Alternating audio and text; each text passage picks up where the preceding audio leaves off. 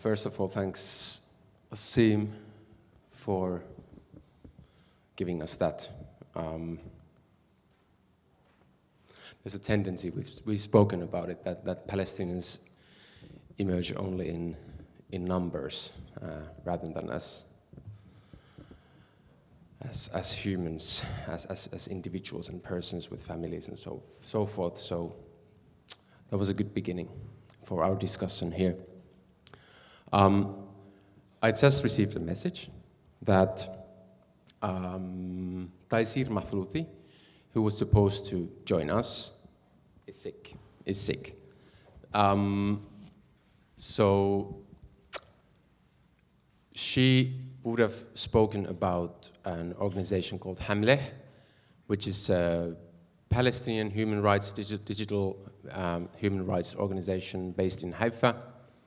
And I encourage you all to go and check their reports. They've been delivering us reports for a long time on the uses of technology. And it's in entwinment with the settler colonial system in Israel-Palestine.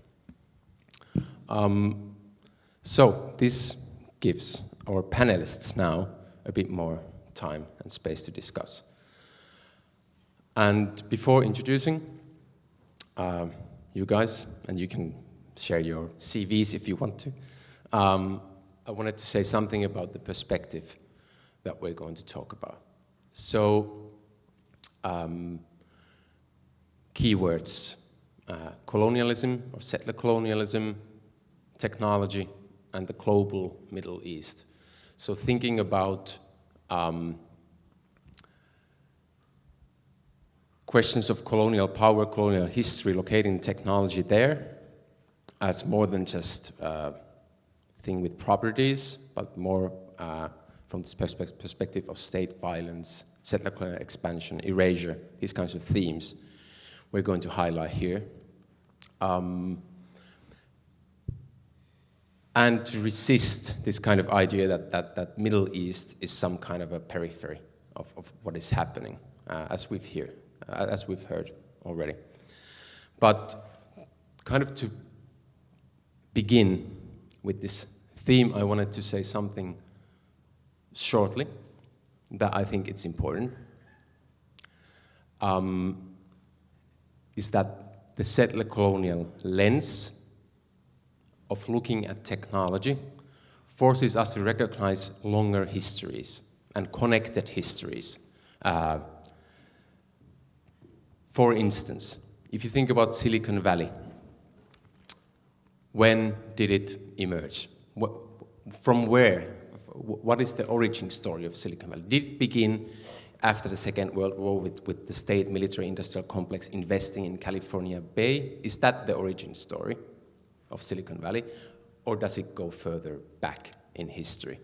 You can think about spaces like Stanford University in Santa Clara, or Moffett Space Hub, these kind of birthplaces of Silicon Valley.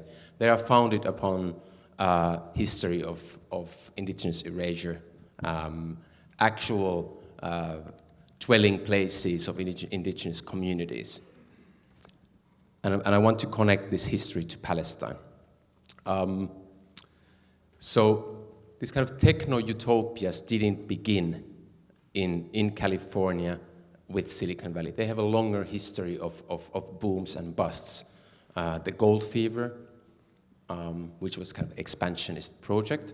And in the 1920s, and this is wanted to highlight the connection to Palestine, in the 1920s, before the contemporary tech boom, Silicon Valley boom, that began in,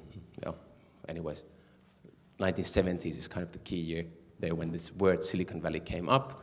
But in the 1920s, there was a previous settler colonial utopia in the making called the garden utopia. So agricultural technologies were put to use to occupy more space in California and to expel people.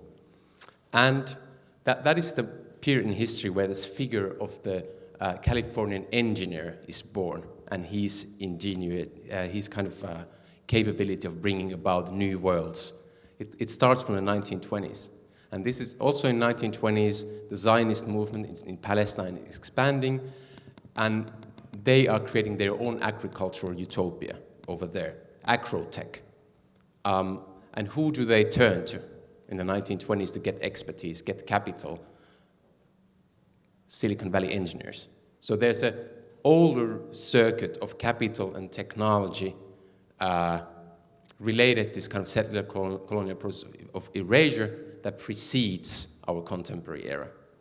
And it kind of forces us to look at this larger context of connected histories and connected colonial histories.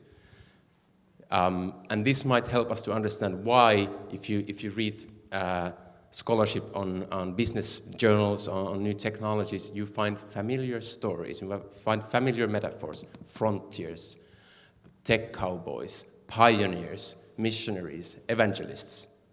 These are all figures that have a history, and they should point towards something, towards this larger historical frame. But with that, two scholars I admire very much, Wassim Ghantous from Tampere University, and then Hebatalla Taha from Lund University. The floor is yours. I think we begin with Wassim, right? Yeah, many thanks, Antti. Many thanks, Nitin, the organizers, and of course the audience. Well, I think just a remark after Wassim's talk would be that I think we should tackle AI and all sorts of technology from those who are subject to these technologies, especially in relation to warfare and technology. I think it's very important, and we end up, including my talk, will end up speaking more about power and how power works. However, I think it's those subject to this power should be the main, it is the source from which we should understand and unpack these technologies and focus on the human rather than on overemphasizing the technology and the excitement about technology and so on and so forth. So that's something I think, just a remark that we should keep in mind.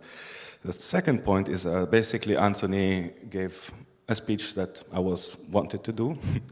However, I think there's always the difference between journalists and academics. It's just basically that journalists are more entertaining and fun to hear and more. So my talk will kind of overlap a bit with Anthony's. There are some some things that I think I would complement in some way. So it will be a bit more maybe theoretical in that sense, but I think a lot of things and more concrete things have been said. So to start with, what I'm going to speak is part of a short piece that I'm writing at the moment, so I'll just share some fragments of it, and then whatever I miss or don't have the time to say, we can discuss later on. And to start with, one of the audience said before, it's important to look at the assemblage that makes technology. And I think this kind of looking at the assemblage itself, it also requires looking at the history of the assemblages and what forces, historical forces, as Antti alluded to, are still at play, intensifying or not, shifting, and so on. And so looking at the longer history of basically colonialism, the Enlightenment, ideas of progress, technological innovation, rational thinking, which also comes with colonialism, capitalism, and so on and so forth. So we cannot speak about, we are still continuing the similar kind of history, similar forces are at play since 400, 500 years ago, of course taking certain shifts and so on. But certain ideas about progress, civilizational progress, supremacy, all the political underpinnings, whether socio-political, affective, and so on, are still at play today. And those, and this is important to come in terms with when we speak about AI and technology in general. The second thing is that we always, and unfortunately it's a very dominant discourse about technological development, that we tend to kind of oversee the backyard in which all the violence that comes with this technology. If we look at history, especially the leap forward towards acceleration of technological innovation and so on, it's been war and warlike relations that have been the main accelerators and main mobilizers for technology. So we cannot speak about going to the space without speaking about the Cold War. We cannot speak about the Second World War without speaking about the radars or the flight jets. And we cannot speak about Holocaust, about concentration camps, slavery, exploitation, natural extraction, pollution, and so on, without speaking about these things either. And of course, as we know, that also these kind of technologies that expanded throughout the colonial world, they also boomerang and they kind of circulate back into colonial centers, as Aimé Césaire and other scholars have taught us. And I think basically the idea that I want to say here today is, and of course I'll focus on Palestine, and I think we focus on Palestine not because of the Palestinians. I think the Palestinians could be replaced with any, darker phenotype or whatever civilization that is not Western as such. But it's because of Israel, and because Israel also has is a product of Europe, the Zionist movement, and of course it came with the period that the Jews were basically the othered, the ones who were exterminated and so on and so forth. However, we know that at the same time, the Zionist movement replicated many of these tropes, even against Jews from Arab origins or Kurdish origins and so on and so forth. So I think what I will try to do is basically locate Israel, because there's a lot of talk about a laboratory, about why Israel, all this impunity that Israel, and why Israel is actually exceeding in, or basically succeeding in creating such technologies, but also with the backyard, so-called, of the Palestinian continuous dispossession, violence, humiliation, and now genocidal war. So basically, and I don't have the time to speak a lot about this whole kind of relation. What does it mean to locate Israel-Palestine as a model, or Israel as a frontier of global centers of domination? Because there's a lot of literature about frontiers, and some colonial ones, some very critical ones. However, I think both share some kind of relationship, that the frontier is basically where the driving forces normally are heading towards, whether it's like, of course, the well-known Turner's thesis about the frontier thesis, speaking about the East, the colonization of the East, of what came to be the USA, and then the so-called Wild West or westward frontier expansion. And basically this westward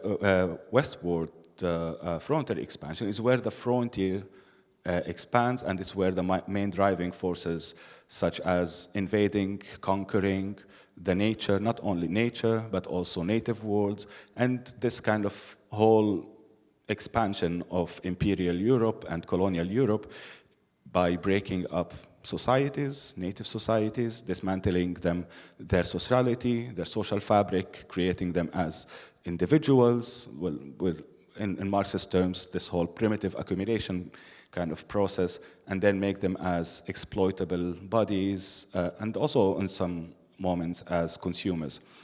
So, and this westward engagement with in the US, the Indian question, or when in Palestine, in the Palestine question, it is basically where the forces of imperial and capitalist global centers today are still heading.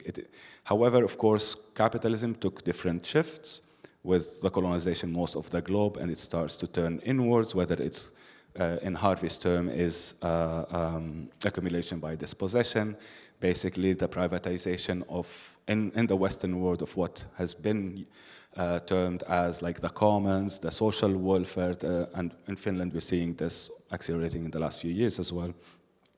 and then how this kind of forces also create new undesired populations, new poor, the gentrification, and so on and so forth, and the ill who cannot provide health care, and so on and so forth.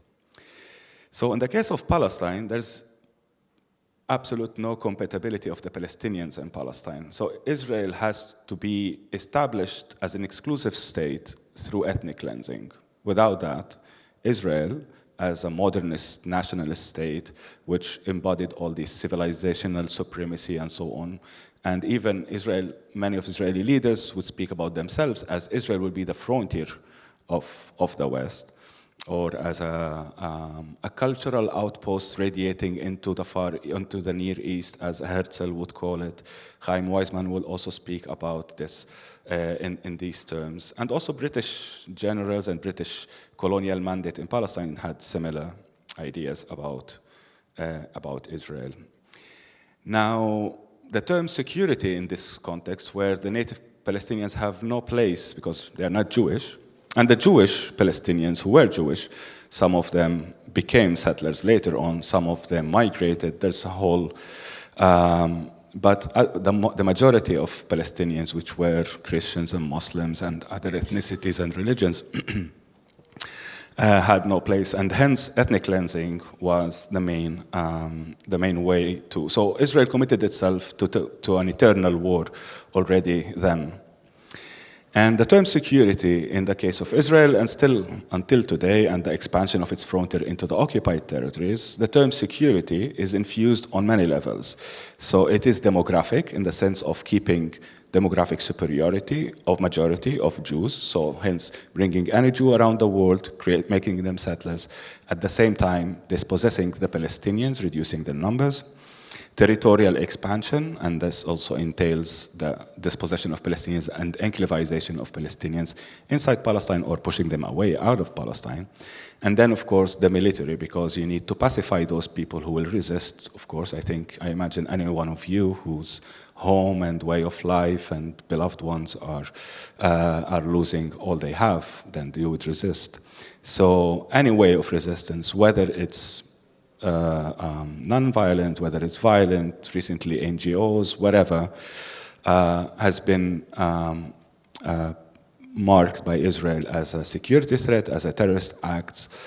And it's also important to keep in mind that terrorism as a concept, that today it started with also speaking about Palestinian Liberation Organization, and later on became a global paradigm in which umbrella concept that you put in whoever's life that is become justified to kill or non-life or dehumanization or whatever. Am I good with time? Only 3 minutes. Okay. So I think I would share, so I said about Israel and the Western globe, well, on the West, but also I think more broadly today we're exceeding the West. So the Israel paradigm is kind of taking traction because it is this frontier of Western domination.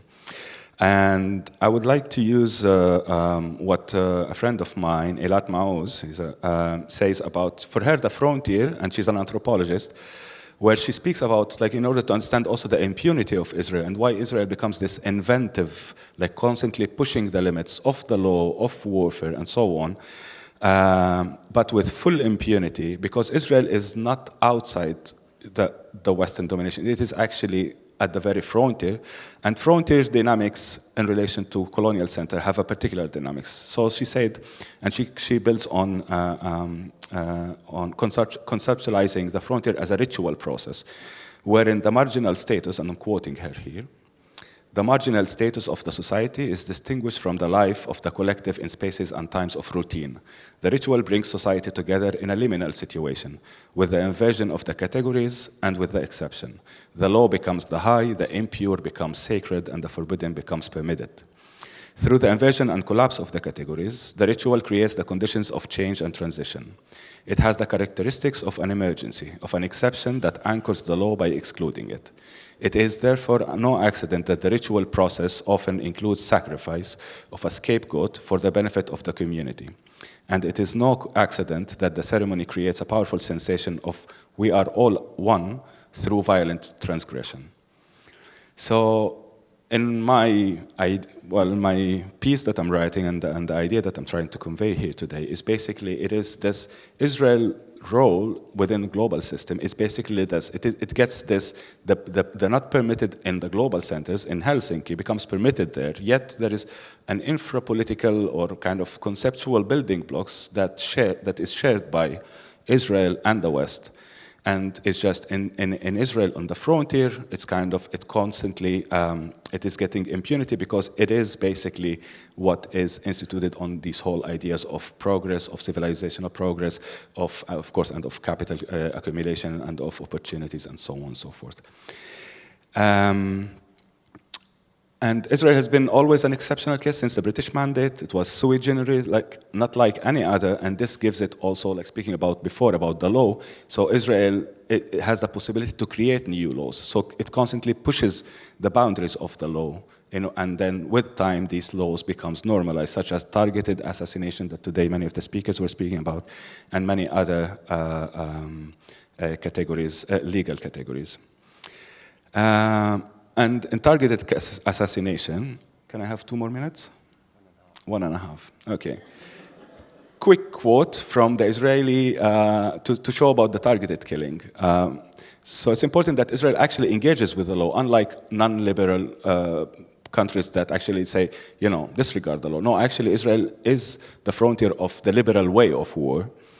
And this military leader who's responsible for the targeted killing doctrine said, "We defended the policy," I'm quoting him, "that is on the edge." In that sense, the ILD, the body that he runs, is a body that restrains action but does not stop it. What we are seeing now is a revision of international law. International law progresses through violations.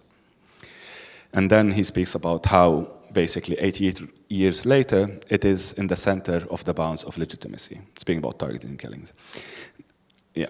So last minute, I will use to speak about what's going on today in the sense that on 7th of October, the frontier of global centers of domination, which I would call, has been at risk. Despite AI, all the machine learning, all this, people in a concentration camp with handmade, whatever, tools they managed to do, paragliders and Qassam and whatever, managed to breach. And this also tells us something about power, so that we should also see that there's another form of power rather than this technological fetishism. And then, but what is very important here is that moment of temporary risk that Israel has been in, we saw the pilgrimage of all Western countries, and not Western, but mostly the Western ones, going with all foreign ministers, all the support, all the weapon, and we see that today the whole global system that is dominated by this Western global centers is reaching a point of destabilization, especially when we see also many very powerful countries siding with Israel in the ICC and many other, and trying basically to normalize a genocide. So we're speaking about a bigger change here. However, I have to stop. Thank you. Thank you.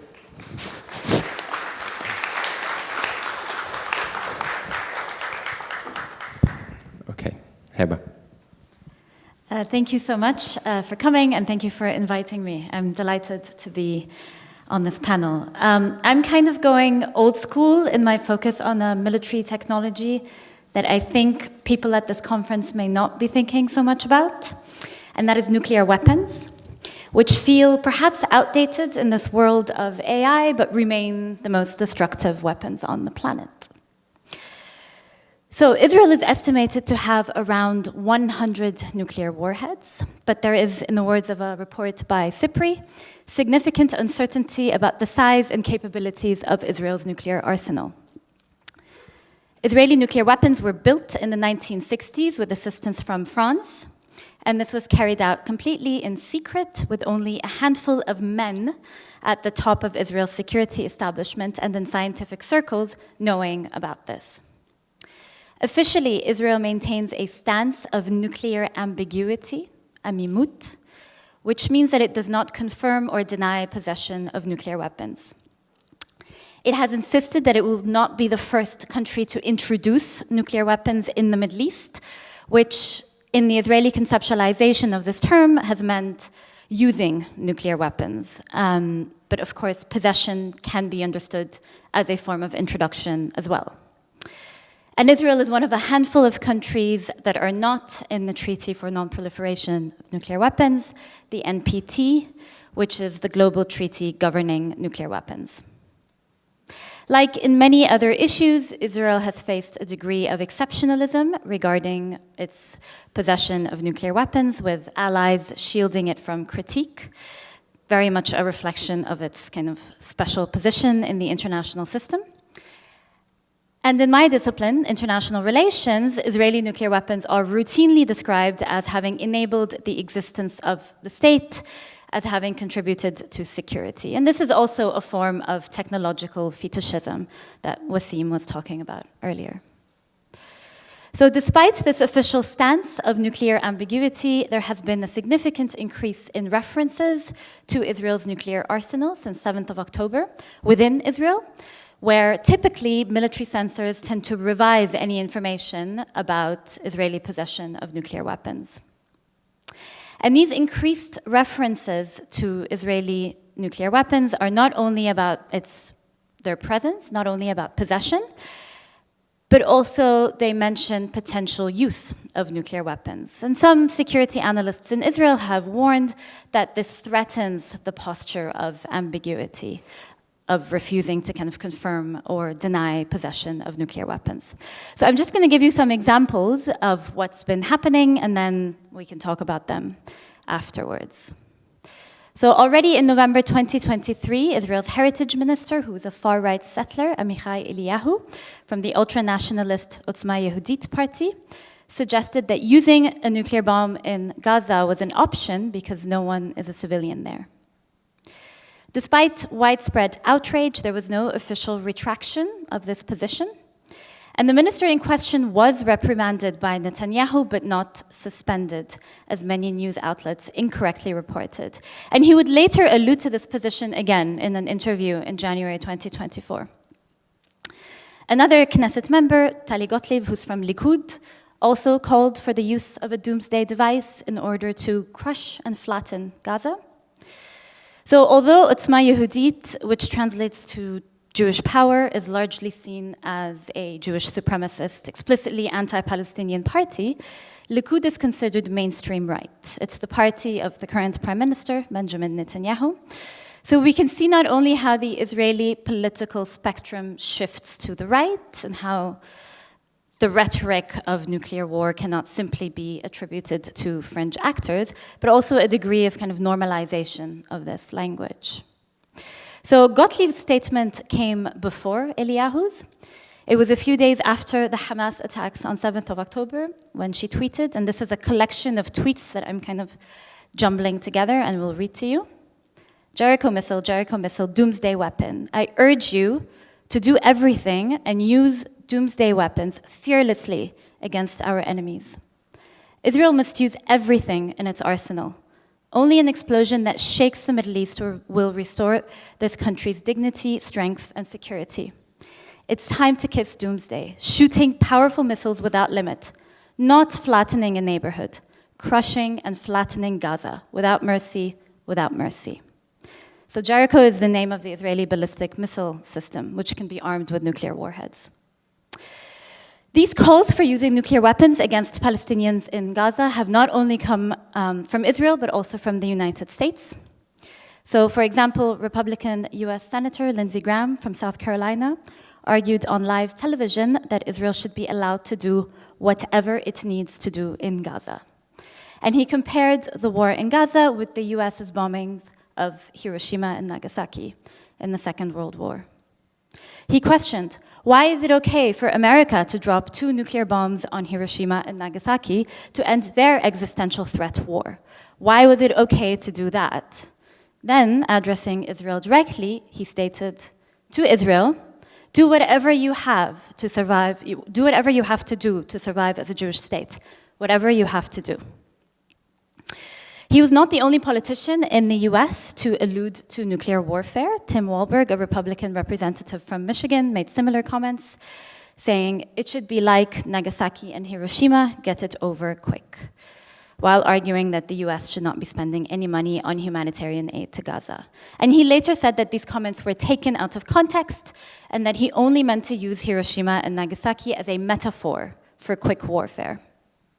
And I think there's an important lesson about this. If the US continues to claim that its bombings against Japan were humane, then they're likely to be used as a precedent no matter how many years later.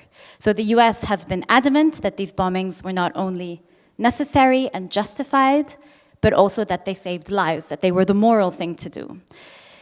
As historians have shown, these claims were actually made retroactively after the bombings in order for US officials to justify their use and to allay domestic critique of the atomic bombings.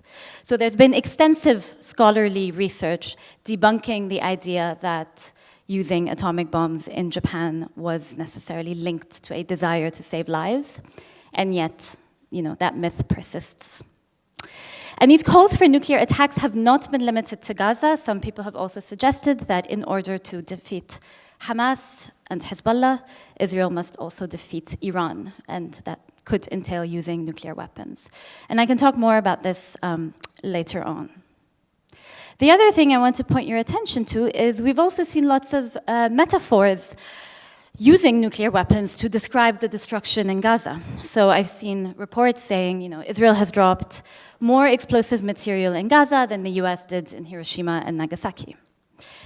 So these reports linking Gaza to nuclear sites are trying to situate the destruction alongside them as a kind of desperate attempt to relay the extent of the violence to the world, to make it recognizable, familiar, and perhaps to also implicitly push back against the distinction that we have between conventional and non-conventional weapons, because Gaza shows us the immense damage that conventional weapons can cause. And I want to emphasize that the line between conventional and non-conventional has been blurred in this war. We can see this in the demands to flatten Gaza using nuclear weapons, which Israel is already doing with conventional weapons and with the AI technology that we've already discussed here today. So these demands to flatten Gaza are already being met, just not using nuclear weapons. So as Anthony Lowenstein said this morning, mass destruction was the point, and there are various military technologies that enable that. So I would suggest that perhaps we need to be thinking about the linkages here, the linkages between AI in warfare and nuclear weapons in terms of speed of destruction. Of course, these statements on using nuclear weapons in Gaza are part of the broader dehumanization of Palestinians. They overlap extensively with other statements that we've seen that have been used to indicate Israel's genocidal intent. And many people suggest that, this is just normal wartime rhetoric. We should not exaggerate its importance, not least because Israeli nuclear weapons would, of course, harm Israel and Israelis too, if used in Palestine. But it is also worth keeping in mind that Israeli policies and conduct since October have refused to adhere to international norms or civilian protections during war. And many so-called red lines imposed by the US or international actors have been blatantly ignored, while assistance to Israel from Western countries, especially the US, but Europe as well, has not been interrupted. Similarly, when a country has nuclear weapons, these nuclear weapons tend to arise as part of its considerations during times of war. Since these weapons are part of the country's military and security strategy, in some ways it's not all that surprising. And there is some historical precedence for this in the case of Israel, for example, from 1967 and 1973. And in Europe, I feel like we've paid a lot of attention to nuclear threats and escalations coming from Russia, and a lot less attention to these threats coming from Israel. To conclude, I want to kind of situate the nuclear reactor within the broader context of the colonization of Palestine. So the presence of the nuclear reactor and the mass killing of Palestinians are both supposed to contribute to this obscure objective of Israeli security. And security here has become a disturbing euphemism that provides Israel with a carte blanche to kill and to build infrastructures of death. So we can link the 45,000 Palestinians that Israel has killed in Gaza, which is widely believed to be a severe undercount, to reports of nuclear waste being buried in the West Bank. These have continued to circulate for many years, but there has been no pressure to investigate or to study these. Most people believe that this waste is buried in Hebron, in the south of the West Bank. But as they have yet to be confirmed through authoritative sources, through official archives of states, for example, they are often described merely as rumors or alleged reports. Israel has prevented Palestinian scientists from importing necessary equipment to investigate these reports of nuclear waste, and itself has long dismissed and marginalized them. And as a result, these reports have not gained much traction globally. So my point is, even if Israeli nuclear weapons are not used against Palestinians in Gaza, they are already in the lands and communities and bodies of colonized Palestinians. Thank you.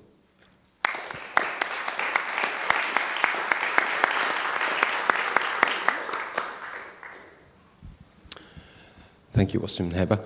I think I do have some questions in mind, but I think due to time, it would be nice to open up the discussion immediately and hear questions if those arise. So, please. This one.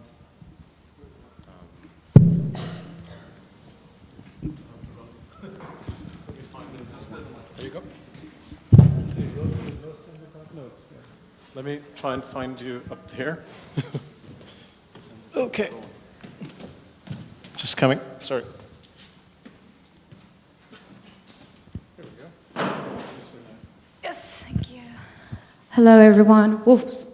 Good afternoon. My name is Dan, and I come from this public healthcare informatics sector.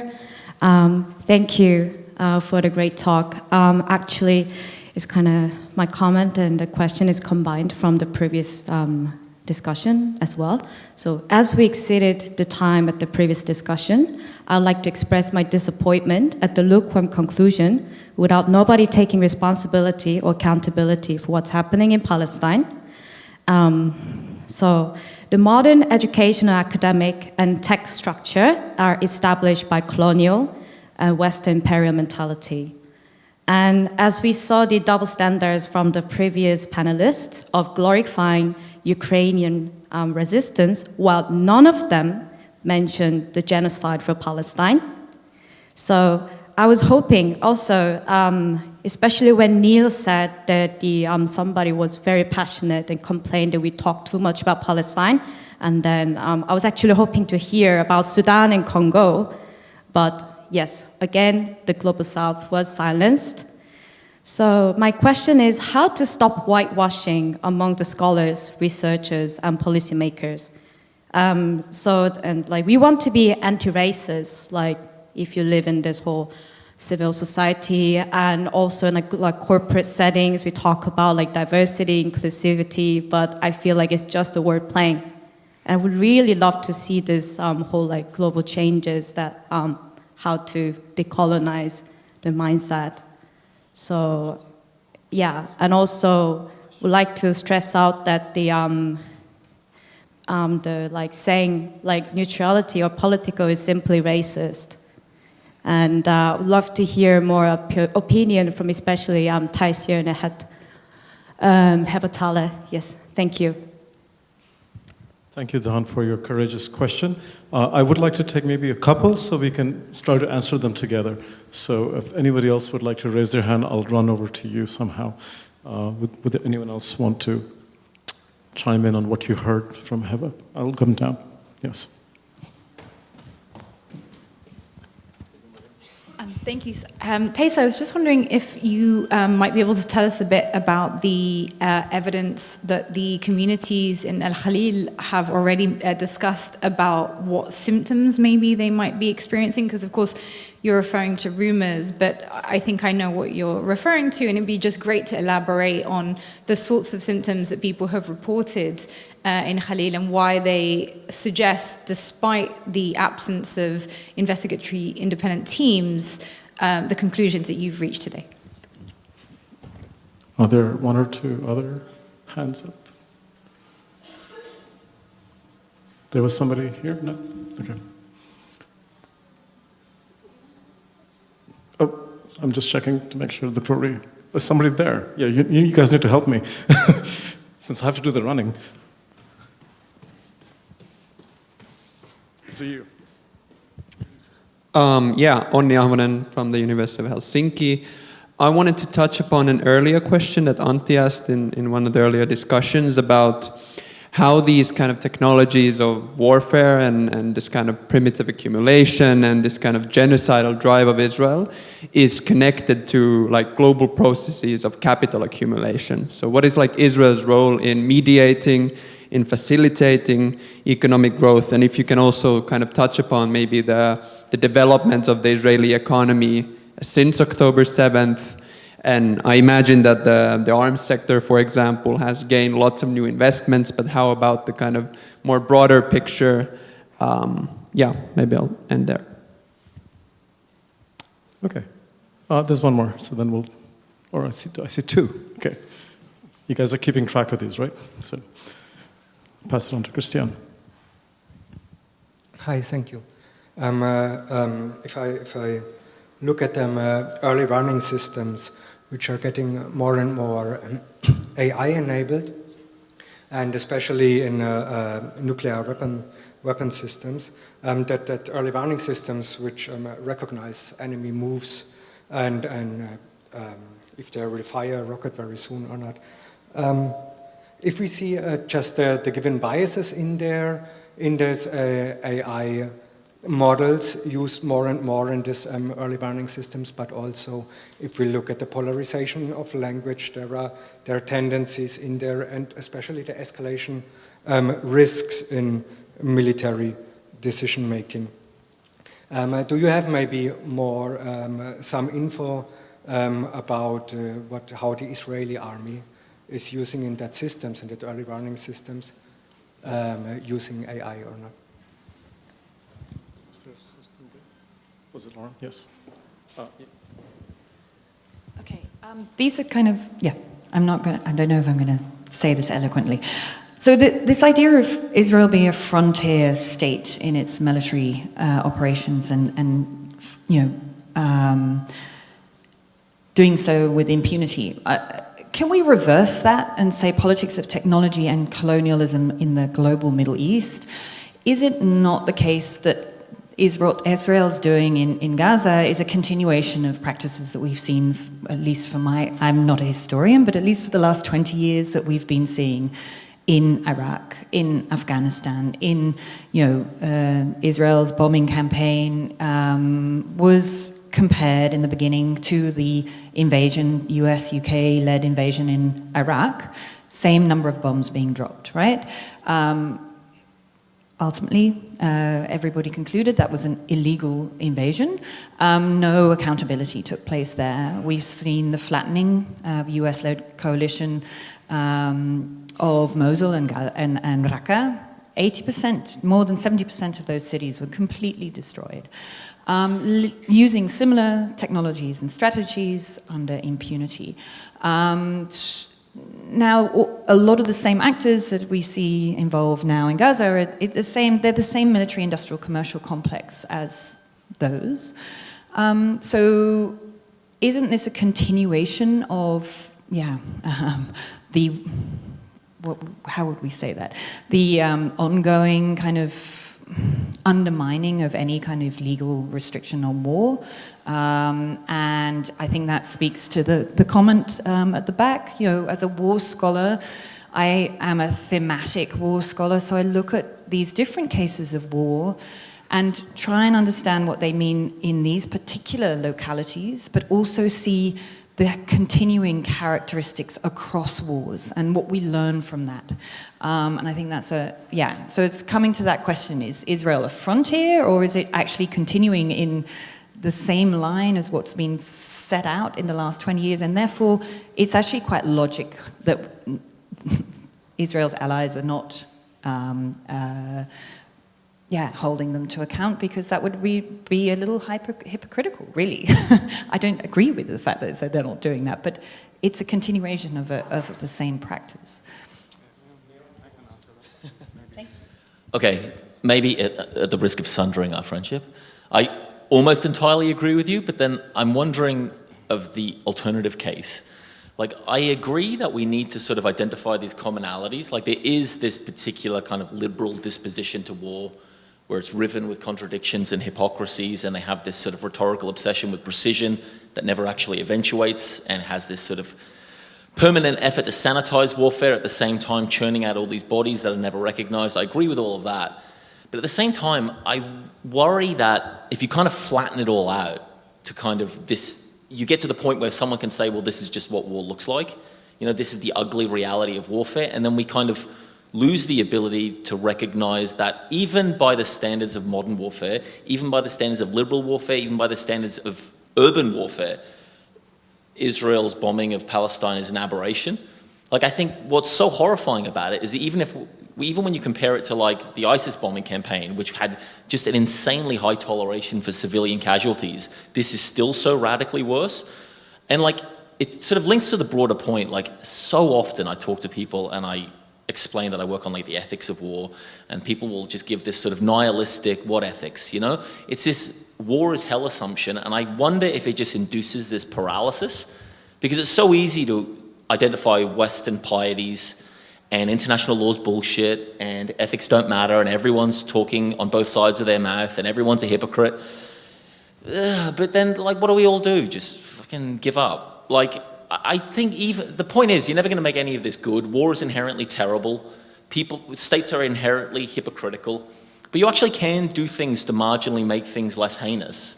Like, when you teach actually how these weapon systems work to militaries, you know, you can actually see marginal changes to the better.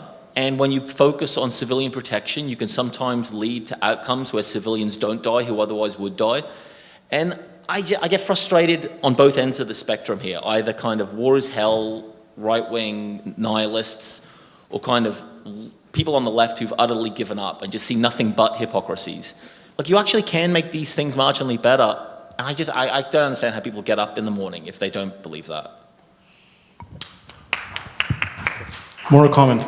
I see another hand up, so keep storing. Or should we take? We have a bit less like 10 minutes. We have 10 minutes. To we respond. actually have 15. No, yeah, we have 10. We have 10. Yeah.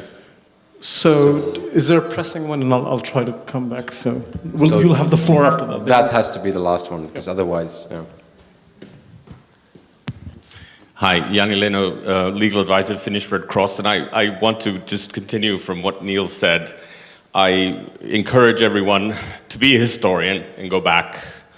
You listen to the Empire podcast by BBC, and you listen to the wars of 19th century, the beginning of 20th century, you're going, we've come a long way. And I think it's very important for us to realize, you watch any documentary of Korean War, Vietnam War, that what happened then would really be hard to live by in today's headlines. And we have to also remember, we were dependent on newspapers and TV then. We have everything 24/7 cycles.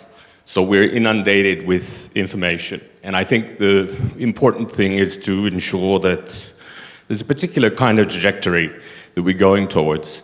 And I think the question here was that we are coherent, that we do not allow states and entities to be hypocritical. And I think that's really important.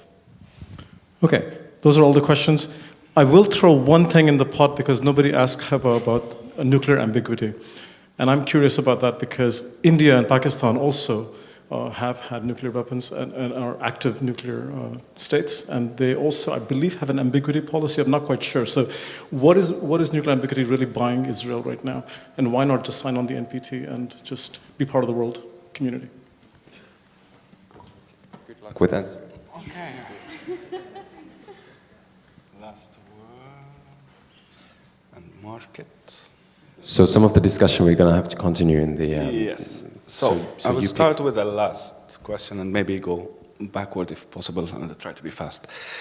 Well, I think we always need to ask the question, what is it that have developed and progressed since the last centuries and for whom, more importantly? I don't see that development that you were mentioning if we speak about the majority of the world.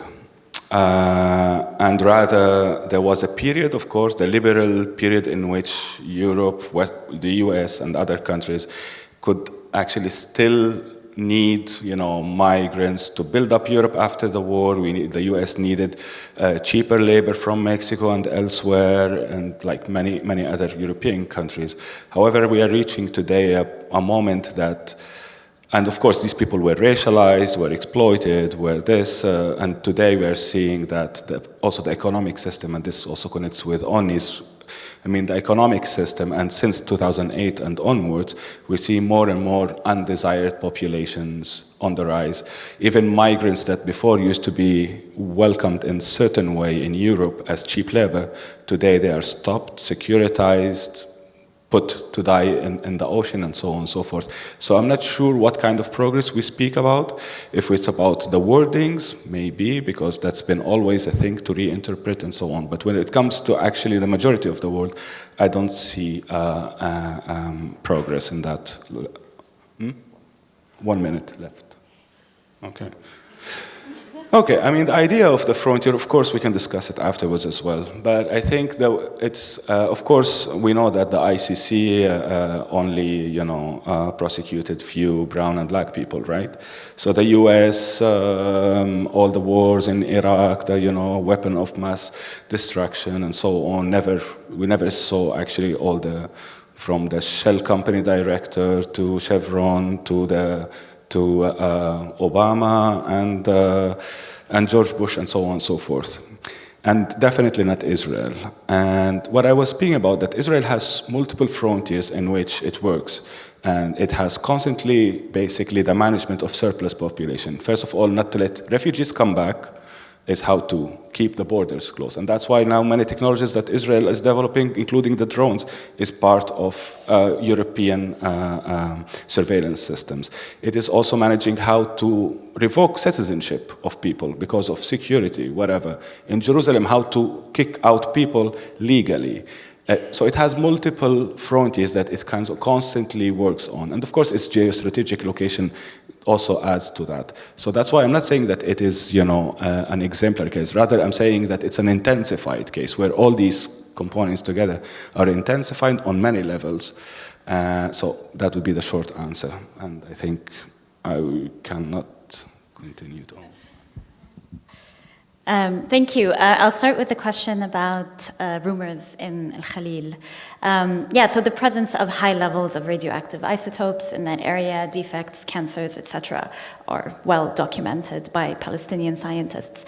The reason I don't use the terminology of rumors is because, especially in the nuclear sphere, there's been this precedent of dismissing indigenous science as unreliable, as rumors. And we saw this in US testing of nuclear weapons in the Marshall Islands, where they would dismiss kind of reports from locals about what's been happening to them as just, rumors, whispers among the natives, right, rather than actual science being taken seriously.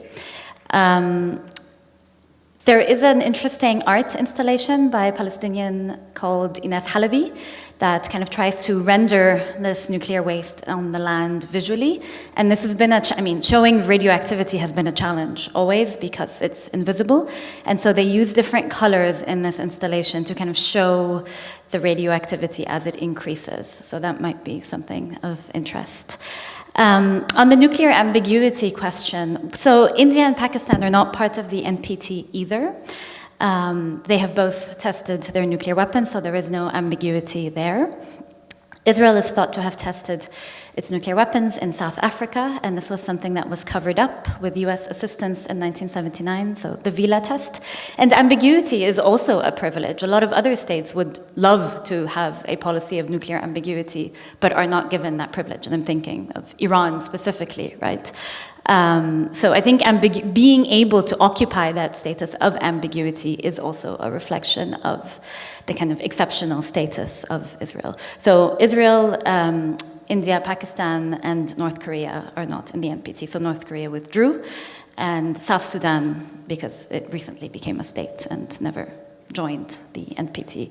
But everybody else is part of the NPT, and the other nuclear weapon states are recognized as nuclear weapon states within the NPT. So if Israel was to join the NPT, it would be expected to give up its nuclear weapons. Yeah, because its nuclear weapons are not recognized as part of that nuclear weapons regime where only the nuclear weapons of the P5 are supposed to exist, and they are supposed to be disarming eventually. That's according to Article 6 of the NPT. But of course, it's worded in a conveniently vague way that doesn't actually add any pressure towards real disarmament. I just will briefly say one thing about the comment on how to stop whitewashing, because I really appreciate the comment, and I think what you've just done, kind of disrupting spaces, is one way to do so. The rejection of depoliticization, of talking about technology in this sanitized way, which I really appreciate about this forum as a space where we can actually politicize technology, right? Not just depict it as something that is only scary, but it always has dystopian and utopian aspects, and is always kind of creating new power dynamics, right? So using the language of genocide, right? Using the language that is available to us as part of the legal toolkit might be one other way to be able to kind of stop that whitewashing that you're talking about, and also bring in voices from the global south and refuse to kind of adhere to these dynamics of silencing that you've so eloquently outlined. Thank you. Discussion continues over there. Thank you. So we will reconvene at 3 o'clock for our next panel that Miriam is going to be moderating. So please have a nice cup of coffee, and there's more food probably. So please have some. Thank you.